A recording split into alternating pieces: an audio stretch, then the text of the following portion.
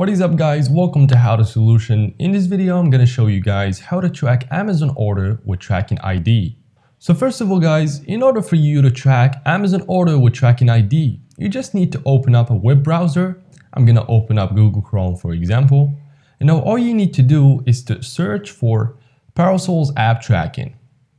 And then click on the first link, which is global package tracking.